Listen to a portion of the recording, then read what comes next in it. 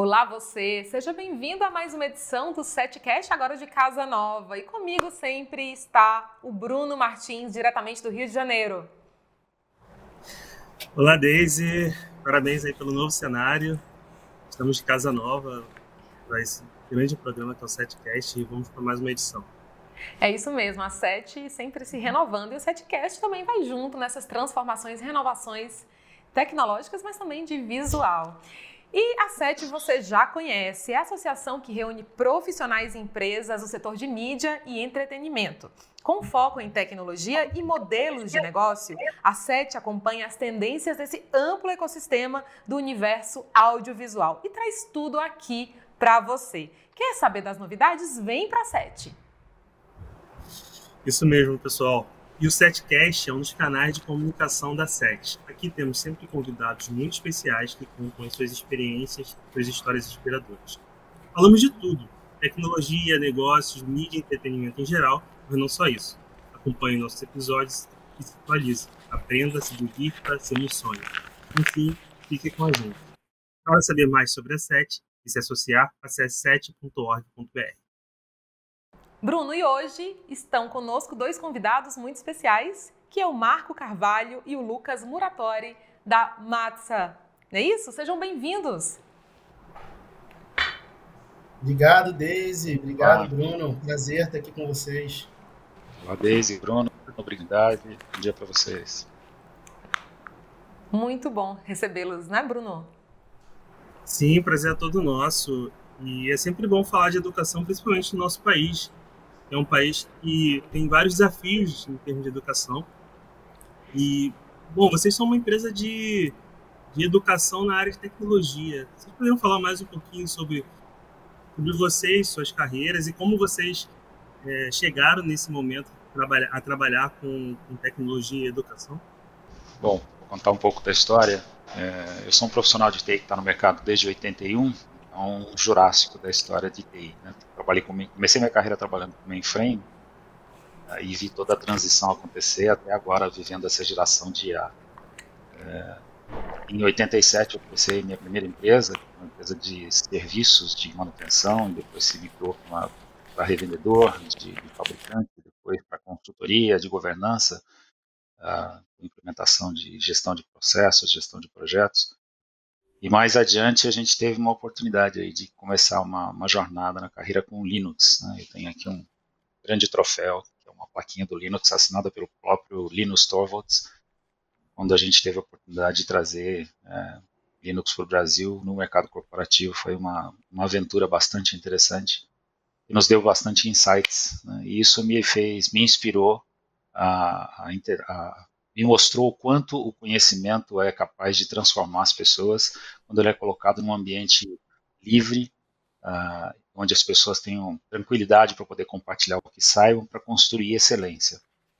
E esse é o mote da comunidade de código aberto. Né? Você poder contribuir, compartilhar o que sabe, sabendo que aquele conhecimento não vai ser usado para fins comerciais ou não vai ser explorado de uma forma inadequada, então as pessoas ficam à vontade, compartilham e todo mundo aprende com isso. Isso estimula um processo de geração de eficiência. Isso me deixou inspirado a criar um modelo de educação para que a gente criasse uma forma ordenada de habilitar pessoas com conhecimento. E a ideia da criação da Matsa nasceu lá em 98, quando essa jornada começou. E ao longo do caminho a gente vem inspirando pessoas a nos seguir nessa jornada. A Matsa nasceu como uma iniciativa para fazer essa caminhada, né, rumo a um futuro melhor, rumo a habilitar pessoas com tecnologia de forma a fazer a vida delas melhor. A gente tem como propósito habilitar qualquer ser humano como especialista em TI para fazer o bem na sua vida, né, qualquer ser humano. Então, Lucas foi um dos que acreditou, né, e viu nesse propósito algo que o inspirou, e vindo de uma carreira bastante diversa, decidiu fazer uma curva na carreira dele e seguir essa caminhada conosco. Não é isso, Lucas? Boa, Marco. É isso mesmo. Marco comentou sobre a curva na carreira. Eu acho que a tecnologia é um espaço cada vez mais democrático e ela não é mais um espaço ocupado apenas pelos profissionais técnicos. A gente tem, na área de tecnologia, cada vez mais pessoas que vêm de diversos perfis atuando nessa área. É um ambiente onde a gente tem a oportunidade de aprender diariamente, e a Matsa tem trazido essa oportunidade para as empresas nos diversos segmentos onde ela atua.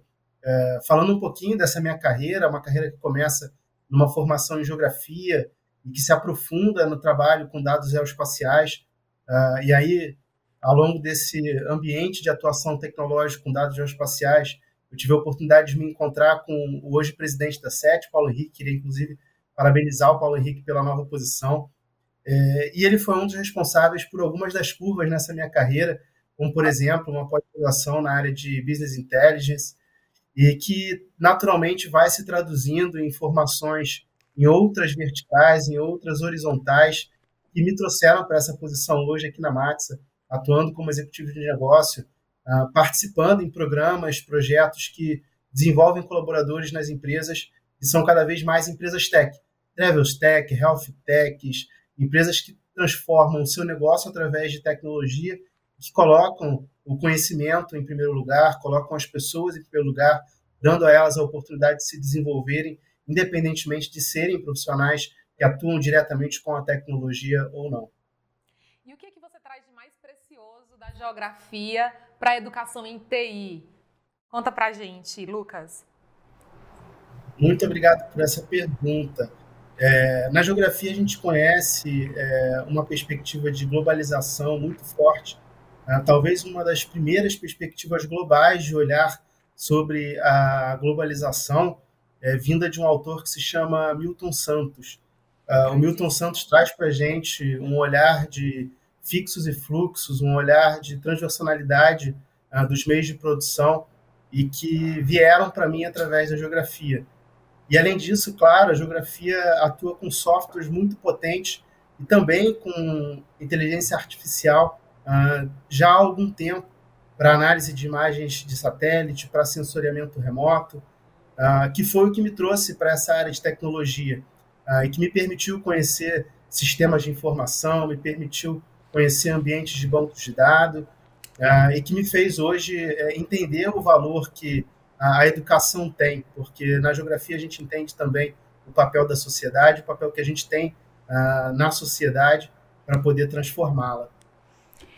Inclusive, acho que vale ressaltar, Lucas, que o Milton Santos foi um dos maiores geógrafos de todos os tempos, intelectuais, negro, que pensou bastante, um crítico da globalização, dos impactos da globalização. Então, acho que nada mais adequado do que essa discussão quando a gente está falando de tecnologia e educação, porque a educação ela está em diferentes âmbitos e não poderia deixar também, como vocês mesmos trouxeram em suas falas, no âmbito também da tecnologia. Perfeito, Elô, perfeito. Vale a gente ressaltar o desafio que é a inserção do profissional de tecnologia no mercado pelo viés social. Eu tive a oportunidade de estudar na UERJ, a primeira universidade do Brasil a instituir o programa de cotas, e eu tive a oportunidade de estar ao lado de pessoas que estudaram graças a esse programa e transformaram a vida das suas famílias, o ambiente onde elas vivem através da educação e, claro, pela essa oportunidade que a tecnologia também trouxe para elas. A tecnologia no sentido não só da ferramenta, mas a tecnologia no sentido da educação, no sentido da transformação que ela pode causar. Muito bom. E Marcos e Lucas, a gente citou aqui a globalização, e a gente está vivendo num cenário bem especial da tecnologia, que é esse advento com mais força da IA para o grande público, né? Todos sabem, quem trabalha com tecnologia sabe que a inteligência artificial não é um tema novo, já é algo que é discutido há alguns anos. Entretanto, com o ChatGPT e a generativa, a gente tem agora o grande público falando sobre inteligência artificial. E a gente tem conflitos geopolíticos também sobre isso, China, Estados Unidos e coisas do tipo. Como vocês veem o papel da educação em TI nesse cenário tão conturbado de IA generativa, guerra comercial, China, Estados Unidos? Como que vocês veem esse papel? Excelente pergunta, Bruno.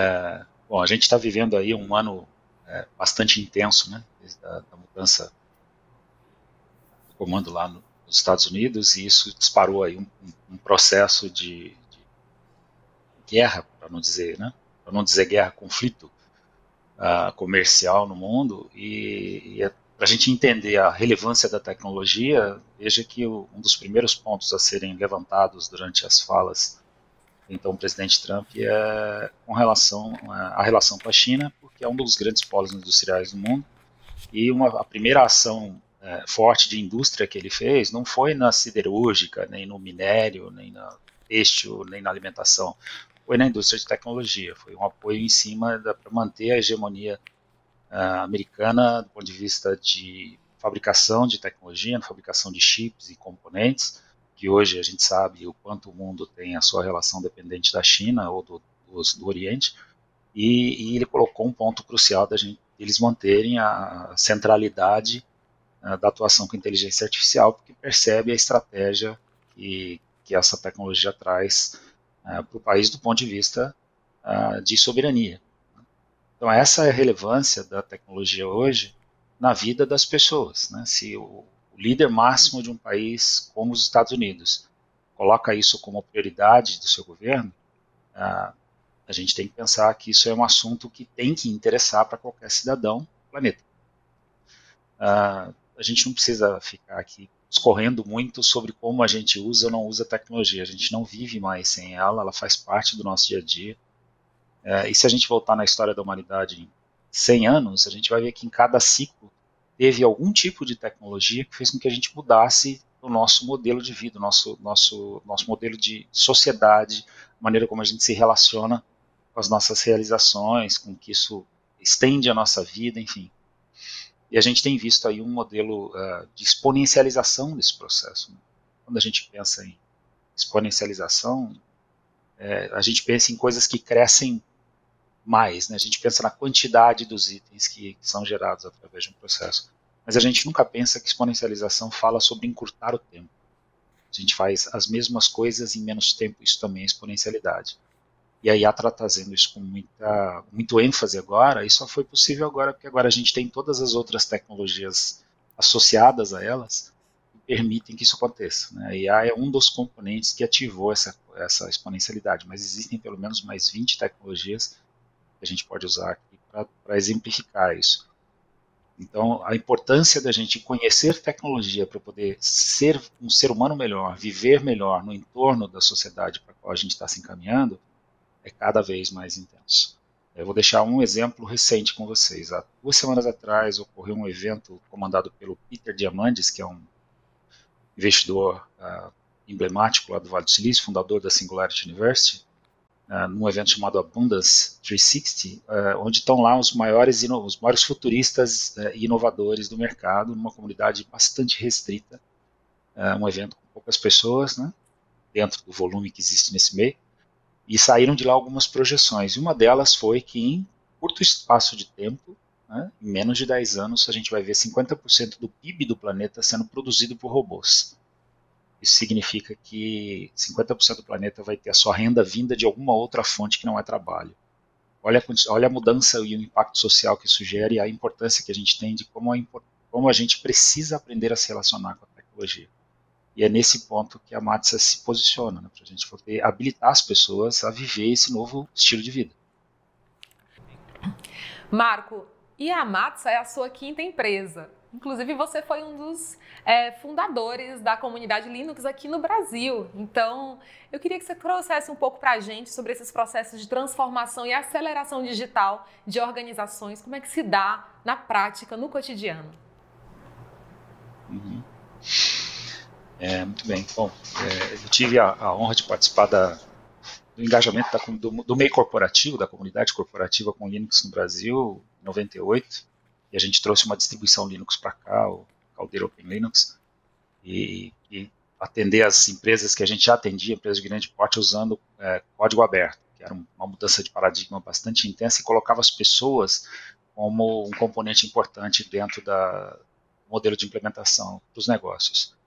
A gente desenvolveu uma cultura de o quanto o conhecimento é importante para poder habilitar os negócios, né? muito além da tecnologia, do hardware, do software que se comprava, mas o quanto as pessoas faziam a diferença e o quanto o conhecimento sobre tecnologia é chave para que os negócios pudessem evoluir. Na época, a gente falava muito sobre alinhamento entre TI e negócios. TI era um departamento meio e não um departamento fim, né? E era algo só para aqueles que tinham, de fato, conhecimento muito específico. Isso mudou completamente, né? Hoje a gente fala de transformação digital, e transformação digital para mim é nada mais do que fazer com que todo o negócio use tecnologia. Transformação digital é fazer com que os processos da empresa sejam digitalizados. Isso significa colocar mais pessoas, né? Que antes eram as pessoas, eram os iniciados que viviam dentro do hoje data center, naquela época CPD, né? Ou centro de dados, que tinham acesso à tecnologia. Hoje não temos mais isso. Não existe ninguém dentro da empresa que não use tecnologia, né, em todos os aspectos. E muitas empresas que surgiram depois da aceleração, depois da internet principalmente, muitas áreas de empresas ou tipos de negócio que surgiram porque a internet existe, né? Olha o modelo de e-commerce, né? Um modelo completamente diferente de varejo que foi inventado por conta da existência da tecnologia. Se não fosse a internet, a gente não teria e-commerce. Todos os processos de um e-commerce são baseados em tecnologia. Ela tem a mesma expedição, a mesma transportadora, enfim, todos os processos de estoque, é tudo feito como se fosse um retail comum, um varejo comum.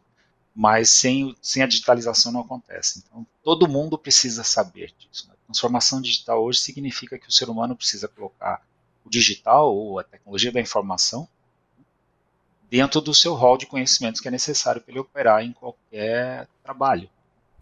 E hoje isso está indo para um nível agora com a inteligência artificial, onde a facilidade de acesso às tecnologias de ponta ou os recursos de computação ficam acessíveis a uma conversa, a um bate-papo que a gente está acostumado. Então, o lançamento aí das últimas IA generativas trouxeram para a mão do público em geral um potencial, uma capacidade de processamento e uma forma de fazer pesquisa, de fazer escolhas e de tomar decisões nunca antes visto na humanidade, né? Essa é a relevância da transformação digital para o ser humano, e qualquer ser humano no planeta. Muito bom. Lucas, você com esse background de geógrafo e também tendo passado pela área de educação corporativa, como você vê, agregando na resposta do Marco, o papel da educação em TI para os profissionais que não são de tecnologia dentro das empresas? Muito legal a pergunta, Bruno. Obrigado. Acho que vale, nesse momento, a gente conectar com a pirâmide de necessidades de Maslow. A pirâmide de necessidade de Maslow é uma pirâmide que, em sua base, ela olha para necessidades humanas, falando, por exemplo, da fisiologia, passando por uma etapa da nossa segurança pessoal, dos nossos relacionamentos, da nossa estima, autoconfiança, confiança. E ela chega ao final, tendo no seu topo a nossa relação pessoal, nossa realização pessoal. Quando a gente fala de tecnologia hoje, a gente não consegue deixar de fora nenhuma dessas etapas da pirâmide, suprindo essas necessidades em ferramentas de tecnologia ou em acesso da tecnologia. Tem gente hoje que não vive sem Wi-Fi, por exemplo, ou sem uma tomada como uma base de uma necessidade quase que fisiológica. E, naturalmente, a gente está falando, por exemplo, de nossos relacionamentos com ferramentas como o Facebook. A gente está falando da nossa estima, onde a gente expõe as nossas realizações, por exemplo, em ferramentas como o Instagram. E, naturalmente, quando a gente fala de realização pessoal, eu acho que é onde entra a educação. Quando a gente consegue ter acesso a uma educação de qualidade através de ferramentas digitais, através da tecnologia. Por exemplo, hoje estamos aqui conectados no ambiente digital, todos trocando conhecimento, como uma comunidade, em um ecossistema.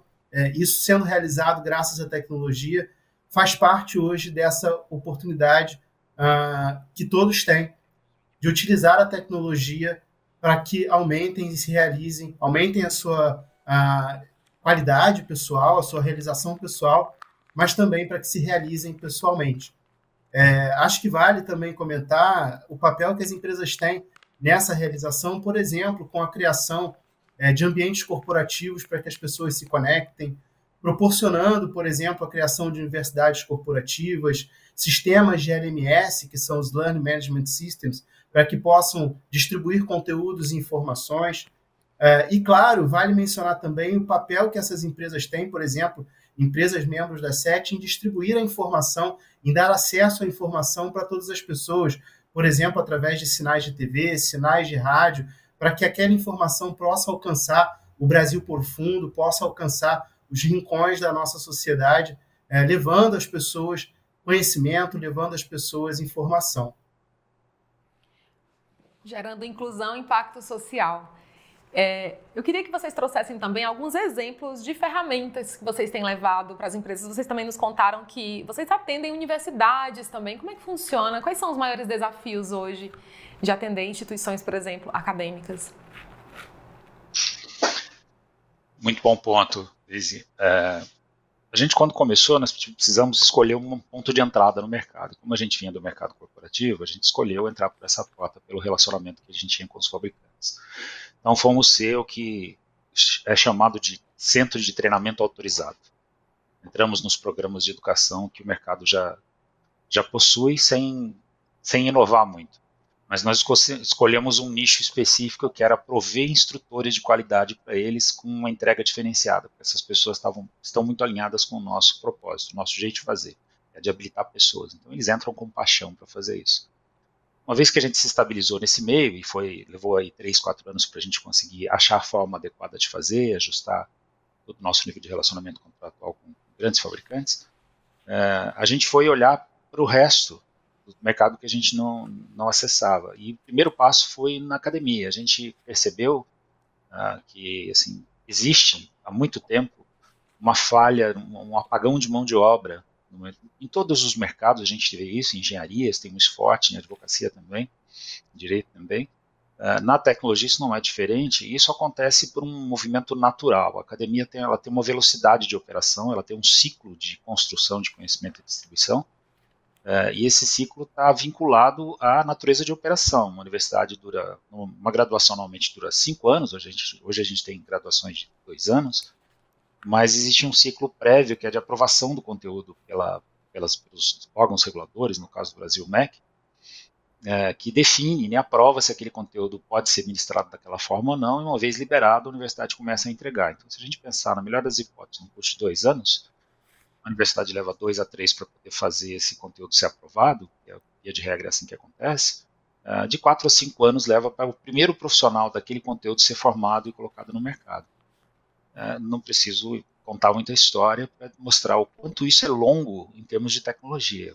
Olha o que aconteceu com o IA, né, o primeiro GPT que foi lançado foi em agosto de 2022, e olha, nós estamos hoje, né, 5 semestres depois, a gente teve inúmeras outras evoluções, fazendo com que o ciclo de lançamento de produtos seja muito mais curto, né, 2 anos e meio depois. Então, se alguém pensou em fazer um curso de IA quando o GPT foi lançado, esse curso ainda não foi lançado, e quando ele for lançado, ele vai estar desatualizado. E a gente já está muito à frente. Então, isso cria um hiato aí da competência que os profissionais adquirem durante a academia para aquilo que o mercado precisa de fato. Né? Então, a gente percebendo que existia esse hiato, qual era a saída para isso? É uma saída que já existia, mas não era utilizada na sua totalidade, que é o conhecimento para que a gente use o produto mais atual, ele está nas mãos do fabricante ou do produtor daquela tecnologia. Então, esse conhecimento é o conhecimento de engenharia deles. Então, qualquer fabricante hoje tem um programa que leva essas formas de capacitação, esses treinamentos, né, o conteúdo, e distribui isso para as universidades para que elas usem isso de forma gratuita. E o que a gente acrescentou nisso foi, por que não a gente, como um especialista em treinamento corporativo, que habilita as pessoas que estão usando hoje no mercado da tecnologia, a gente leva esse conhecimento e ajuda os alunos a virem mais rápido para o mercado. Isso significa fazer com que eles saiam de lá, além de graduados, certificados. É um modelo de reconhecimento de competência que o mercado usa muito em tecnologia, chamado certificação profissional. Então, a gente levando a certificação profissional para dentro da academia, a gente consegue acelerar a carreira deles e a gente coloca a nossa marca junto deles para que eles, quando estiverem no mercado, tenham onde continuar essa formação. Uma formação básica, fundamental de entrada para eles, mas que tem a possibilidade de continuar se expandindo à medida que eles venham ter contato conosco no mercado corporativo. Então, essa foi a forma que a gente achou de expandir os nossos horizontes, de como ter mais alunos interessados em como se autodesenvolver e a gente conseguisse aumentar o alcance do nosso impacto. Fazer a diferença meio no caminho acadêmico desses jovens. É isso. Né? A gente conseguir acelerar. Mas tem um ponto que a gente descobriu durante essa jornada, que é importante a gente destacar, que é quando a gente foi entender por que os programas acadêmicos que estavam na mão dos professores não tinha, assim, muitas vezes, assim, com bastante incidência, eles não tinham o resultado que os fabricantes esperavam que tivesse na habilitação das pessoas. E isso mostrou para a gente que isso era responsabilidade da pessoa, daquele professor, daquele coordenador que era responsável por gerenciar esse programa. Ele tinha um propósito pessoal, era algo que ele tinha um compromisso pessoal de habilitar os alunos dele. Ele sonhava o melhor para os alunos, porque ele já tinha passado por aquela situação na carreira dele, e hoje, como professor, ele tinha a oportunidade de fazer isso também. Mas isso não fica dentro da universidade, ele é uma pessoa que é assim na vida dele, então a atuação dele não está contida nos muros da escola, vai além disso. Mas depois eu falo um pouco mais sobre esse âmbito social, para a gente expandir a nossa conversa. Excelente. Eu pensei em algo aqui, e ouvindo você falar, Marco, sobre como a tecnologia evolui rápido, e você citou o ChatGPT e a inteligência artificial. Esse ano a gente teve uma notícia aí sobre um novo serviço de inteligência artificial da China, o DeepSeek, que chegou abalando aí o mundo da tecnologia, e é uma proposta open source. E vocês que vieram do mundo open source, como que vocês veem o futuro da IA? A IA realmente, o futuro da IA é open source?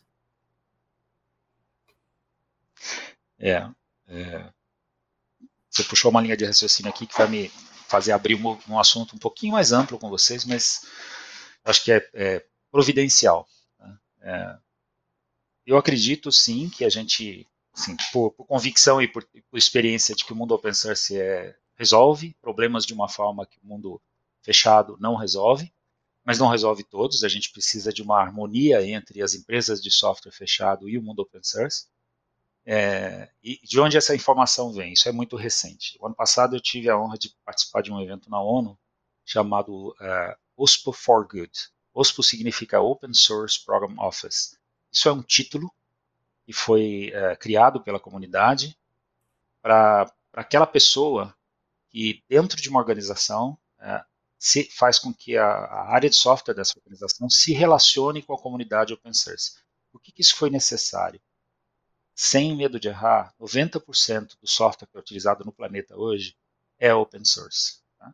Toda a nuvem está baseada hoje em open source. Quanto tudo que a gente tem hoje é nuvem. Tá? Mas mesmo que não é nuvem, tem muitos aplicativos e muitos softwares de infraestrutura usam componentes open source. O que significa isso? Que isso está embaixo, esse software está registrado sobre uma licença, ele tem condições estritas de uso, distribuição e alteração que permite a qualquer pessoa participar do projeto e alterar aquele software para aquilo que ele precisa. E toda alteração que ele fizer, ela passa a ser aberta e pública.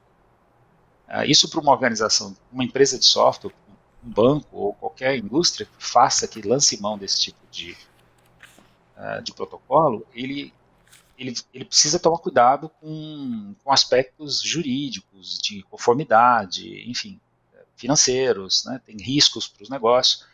E a ONU, enxergando o potencial e a força do mundo open source, resolveu dar guarida a esse movimento de OSPO e declarou publicamente, há 2 anos atrás, que a OSPO iria investir energia para que o movimento open source estivesse na casa da ONU, um lugar para usar o open source para fazer o bem. Criou esse evento chamado OSPO for Good, que publicamente foi aberto ano passado pela primeira vez assim, para a audiência geral, e eu fui convidado pelo Linux Professional Institute, que lá em 98 a gente trouxe para o Brasil, como o primeiro centro de treinamento em Latam, e eu participei desse evento de 2 dias na ONU com discussão de diversos atores, né, da academia, da indústria, do governo, colocando, né, qual é a relevância do open source para isso. Adivinha qual foi o assunto central da conversa?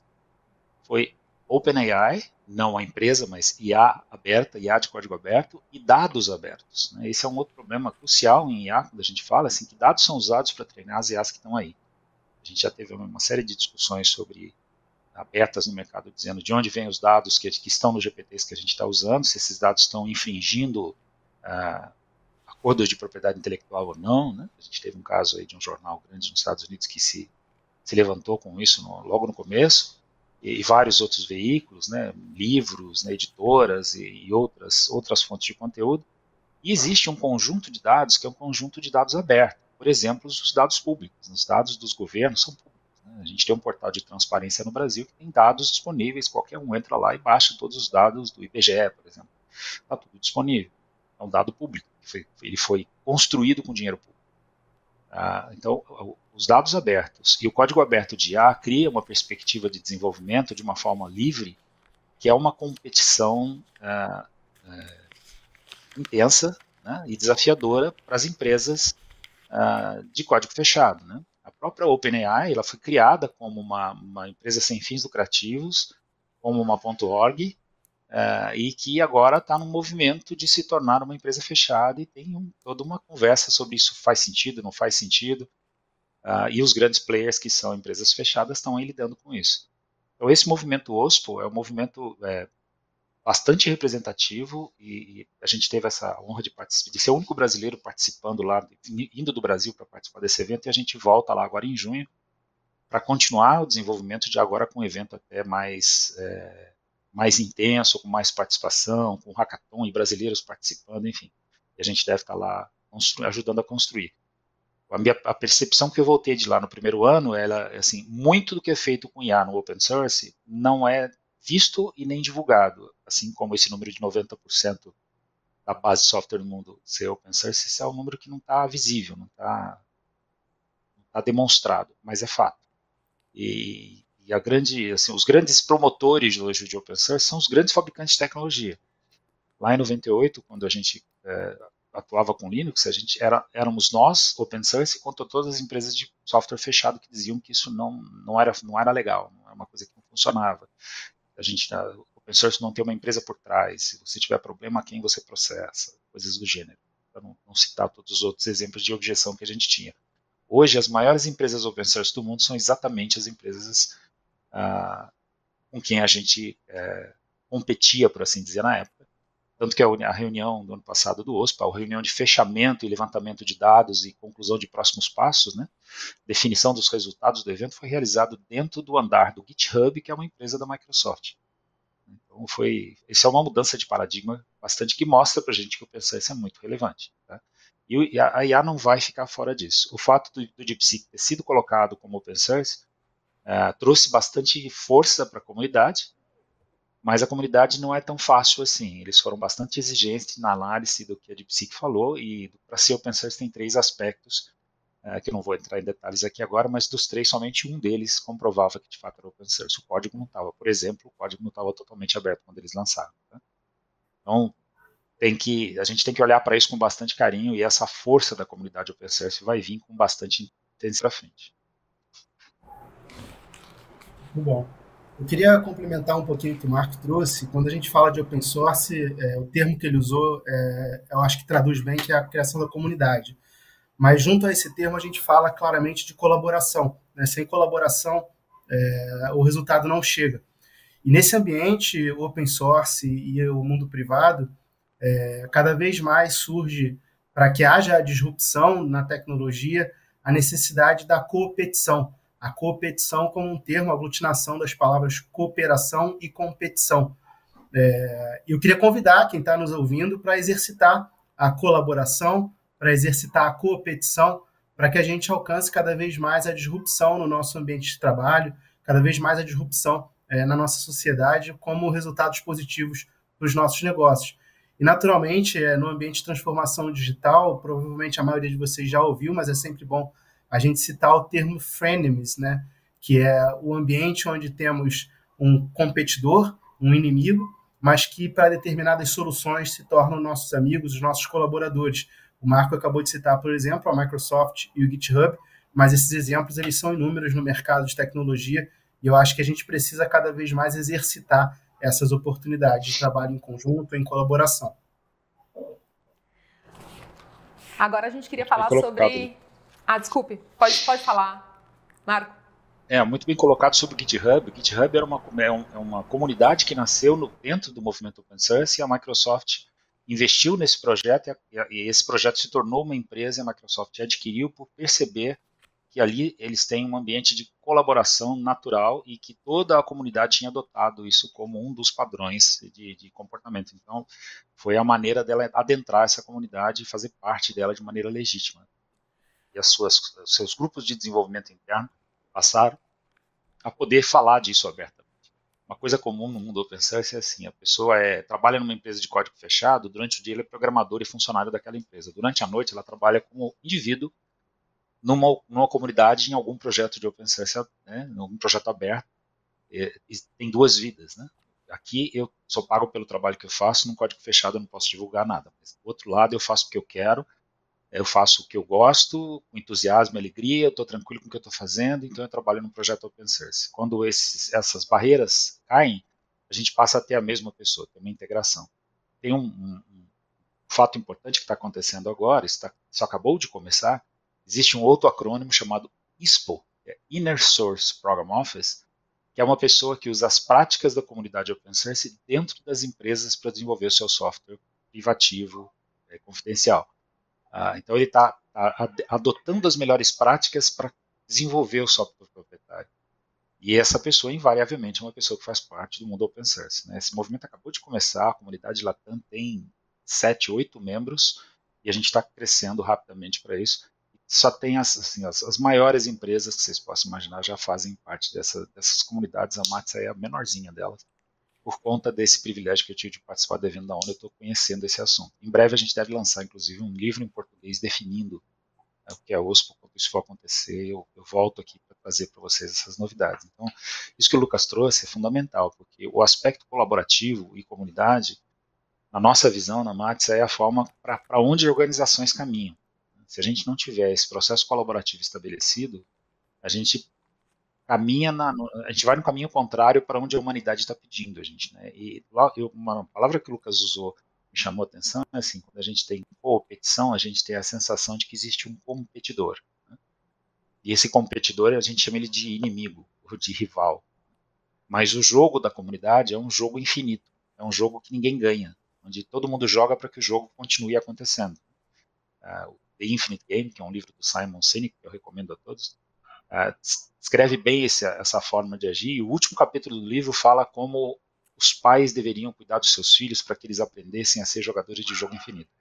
Recomendo altamente que, se vocês comprarem, leiam o último capítulo primeiro, ele é sensacional. É um apêndice de toda a história, mas ele fala de como o mercado corporativo está se adaptando a essa forma de, em vez de ser competidor e concorrente, passar a ser competidor ou colaborador que caminha para as comunidades. E falando em Matsa, eu queria que você contasse para a gente um pouquinho sobre a história. Por que esse nome, Matsa? Por que essa escolha? Pois é, a gente não escolheu, a gente ganhou esse nome de presente. Tem uma palavra que eu adotei do inglês, que é God Incidence. Não é coincidence, é God Incidence. As coisas não acontecem por acaso. Quando a gente fundou a empresa, o projeto já existia, ele já tinha 6 anos que a gente estava executando e viu que ele funcionava bem, a gente ia conseguir desenvolver um negócio com isso. Estava tudo pronto, os contratos já estavam assinados, a gente ia criar uma empresa nova, e a gente estava na frente do advogado, ele falou, tá tudo certo, perfeito, qual é a razão social da empresa? A gente olhou um para o outro e falou, puxa, a gente planejou tudo, pensou em tudo e não pensamos na razão social e nem na marca.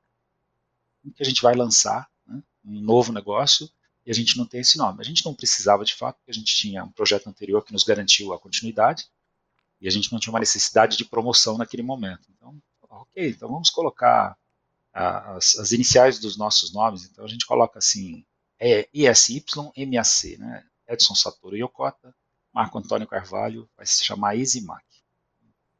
Sugeri. E aí meu sócio, muito generosamente, disse, não, foi você que teve a ideia, você me provocou para vir nesse desafio contigo, suas iniciais têm que vir primeiro. Macese. Ok, tá bom. De noite eu estou lá, né, fazendo as minhas orações no final do dia, olhando para o teto, falei, meu Deus, e se essa palavra for um nome impróprio em alguma língua? Fui lá no nosso buscador favorito e procurei, e veio para mim poucas respostas dizendo que Macese é uma palavra que existe no idioma eslovaco, é o plural da palavra masses. E masses é matzah, em hebraico. Né? palavra é o nome do pão ázimo que é usado na Páscoa judaica. É um símbolo da transição do povo hebreu, que vivia escravo no Egito, na história de Moisés, que foi o líder que levou os hebreus do Egito para a Terra Prometida, e matzah foi o pão que Deus recomenda para Moisés, que eles façam um pão sem fermento, um pão ázimo, no dia seguinte, eles não iam ter tempo de fazer o pão da forma normal, com fermento. Vocês vão ter esse pão. E esse pão passa a ser o símbolo, um dos símbolos dentro da celebração da Páscoa judaica. E a gente entendeu que, poxa, isso é um presente para a gente. Né? Para a gente é um símbolo de que o conhecimento liberta, então esse nome significa liberdade, significa rumo a uma terra prometida, rumo a um lugar melhor, um mundo melhor.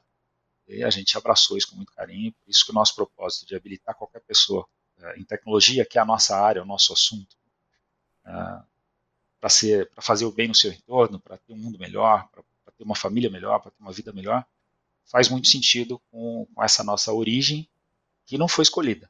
A gente foi presenteado com ela. A gente faz tudo todos os dias para ser digno de continuar servindo com esse nome, que é o que a gente mais quer.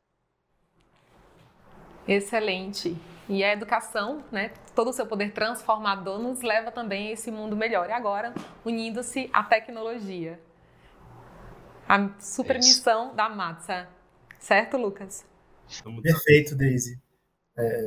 Perfeito. O matzah, ele é normalmente consumido em grupo, né? Ele é feito por pessoas que colaboram para a produção do pão. Ele não é feito por uma mão só, ele é feito a múltiplas mãos.